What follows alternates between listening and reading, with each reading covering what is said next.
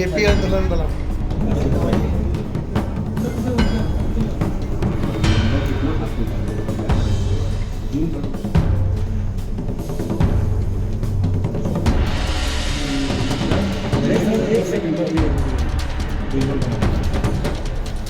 नमस्कार, आप देखना शुरू कर चुके हैं फर्स्ट लुक बिहार में। आदित्य आपके साथ। मुजफ्फरपुर में साइबर थाने की पुलिस द्वारा बड़ी कार्रवाई की गई है, जिसमें महज 24 घंटे के भीतर पुलिस बंद साइबर ठग करने वाले गिरोह का पर्दाफाश कर दिया गया है, जिसमें 3 लोगों को गिरफ्तार किया गया है। बताया जा रहा है कि इन सभी अपराध कर्मियों का विदेशी कनेक्शन भी बताया जा रहा है। पूरे मामले की जानकारी देते हुए मुजफ्फरपुर के सिटी एसपी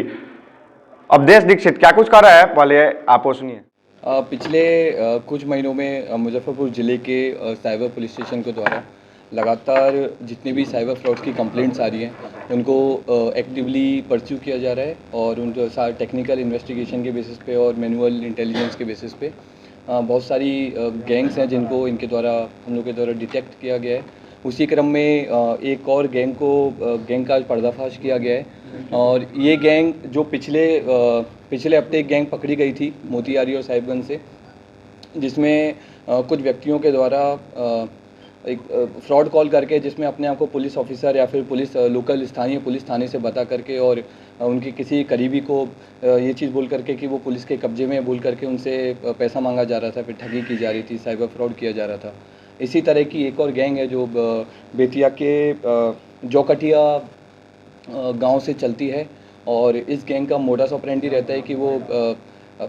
एक किसी व्यक्ति को कॉल करते हैं और कॉल करके बोलते हैं कि आपके द्वारा आपके बच्चे ने रेप किया है या फिर कि कोई अपराध किया है और पुलिस के कब्जे में है, और पीछे से एक व्यक्ति चिल्ला रहा होता है और वो उस तरह से एक माहौल क्रिएट करने की कोशिश करते हैं कि सही में वो बच्चा पुलिस की कस्टडी में है और उससे फिर पैसा ठग लेते हैं। और ठगने के बाद में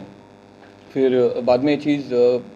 रियलाइज़ होती है कि वो ठगी का शिकार हो चुके हैं। इसी तरह की एक कंप्लेन हम लोग के पास में 29/3/2024 को साइबर थाने में रजिस्टर की गई थी। इसमें एफआईआर दर्ज करते हुए महज 24 घंटे के अंदर साइबर थाने की टीम के द्वारा बहुत कुशलता से केस को डिटेक्ट किया गया और इसमें 3 व्यक्तियों की गिरफ्तारी की गई है और जौकटिया गांव से बहुत सारे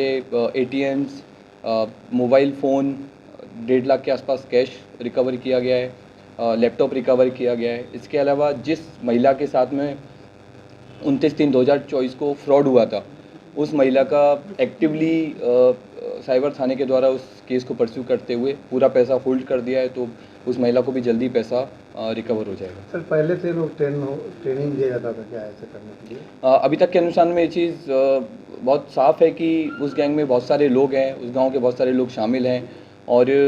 काफ़ी टाइम से वो लोग ये चीज़ कर रहे हैं और सिर्फ मुजफ्फरपुर ही नहीं, देश के बाकी जगह भी बहुत सारे लोग हैं जो उन लोगों के साइबर ठगी का शिकार हुए हैं। ये चीज़ हम लोग के अनुसंधान में अभी आई है और बाकी आगे चल के भी ये चीज़ और क्लियर होंगी कि कौन कौन लोग हैं जो अभी तक इनके द्वारा ठगी का शिकार किए जाते हैं। पुलिस के नाम पर ही ठगते थे कि कितने लोग ठगे इसमें शामिल हो सकते हैं?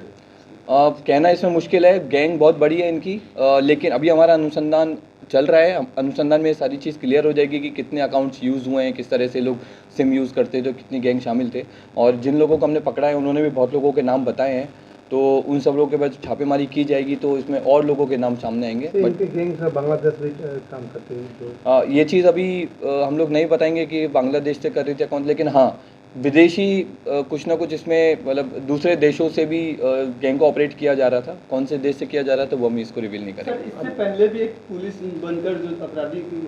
साइबर फ्रॉड का घटना कर रहे थे, इससे भी उनका संबंध है क्या? अभी तक हमें इन दोनों गैंग्स में कोई ऐसा रिलेशन सामने आया नहीं है, लेकिन हो सकता है कि कोई रिलेशन हो तो वो आगे के अनुसंधान में दोनों का तरीका सेम है, तो हो सकता है आगे के अनुसंधान में कुछ ना कुछ लिंक दोनों रिकवरी मैं आपको ऑलरेडी बता चुका हूँ कि हमारे पास में मैं आपको एग्जैक्ट बता देता हूँ, 1,33,000 हम लोग के पास नगद रिकवर हुआ है, एक लैपटॉप है, अलग अलग बैंकों की 7 पासबुक हैं,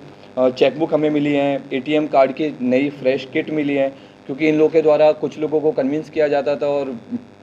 कई लोगों से एटीएम कार्ड और सिम को ख़रीदा जाता था 3500 से 3,000 रुपये के बीच में। तो कुछ लोग थे जो एटीएम खरीदते थे, सिम खरीदते थे और ख़रीदने के बाद कुछ लोग थे जो उस सिम को किसी जो फ्रॉडस्टर्स हैं जो कॉल करते थे उनको भी लोग बेचते थे। विदेशी करेंसी भी है इसमें? इसमें थोड़ी बहुत विदेशी करेंसी है, वो इसलिए है क्योंकि जिस गांव में हमने रेड किया है वहाँ पे लोग कई माइग्रेशन वाले लोग हैं, तो इसलिए हो सकता है कि वो वाली विदेशी करेंसी। अब तक की इन्वेस्टिगेशन में कितने की फ्रॉड किया गया है इन लोगों के? क्योंकि हम लोगों ने 24 घंटे के अंदर ये वाला केस डिटेक्ट किया है, तो ये वाला भी एक्सरसाइज नहीं हुई है कि टोटल ये लोग कितना फ्रॉड कर चुके हैं, लेकिन ये सारे बैंक अकाउंट का जब हम लोग एनालिसिस करेंगे और सारे बैंक अकाउंट्स को हम लोग चेक करेंगे, बैंक से जब हम बात करेंगे ऑफिशियली, हम लोग उनसे सारा रिकॉर्ड मांगेंगे, तब ये चीज़ ज़्यादा अच्छे से क्लियर हो पाएगी। सबसे बेसिक रीज़न ये है कि जैसे जैसे डिजिटल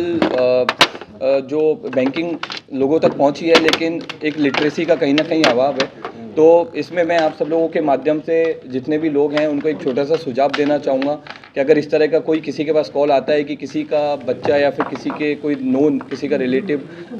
किसी फ्रॉड पुलिस के पास है, तो उससे सबसे पहले ये ज़रूर पूछे कि आप कौन से थाने से बोल रहे हैं, आपके SHO का नाम बताइए या फिर आपके SP का नाम बताइए, किस जगह से बोल रहे हैं। पैसा सीधा देने से पहले, परेशान होने से पहले ये चीज़ ज़रूर ध्यान रखें। अगर ये छोटी छोटी चीज़ों का ध्यान रखेंगे तो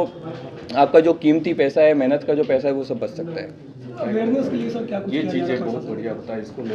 मैं बता ही चुका हूँ, वही सेम चीज़ है। तो आपने सुना मुजफ्फरपुर के सिटी SP अवधेश सरोज दीक्षित ने क्या कुछ कहा। वही आपको बता दें कि लगातार मुजफ्फरपुर में पुलिस बंद साइबर ठग करने का मामला सामने आ रहा था, जिसके बाद पुलिस ने एक टीम गठित कर कार्रवाई की है, जिसमें 3 लोगों को गिरफ्तार भी किया। गिरफ्तार अपराध कर्मियों का इतिहास खंगाला जा रहा है, लेकिन इन सभी के बारे में बताया जा रहा है कि इन लोगों का विदेशी कनेक्शन भी बताया जा रहा है। साथ ही साथ मौके से लैपटॉप समेत कई सामग्रियों को भी पुलिस ने बरामद किया। तो इसी तरह के तमाम खबरों के लिए देखते रहिए फर्स्ट लुक बिहार।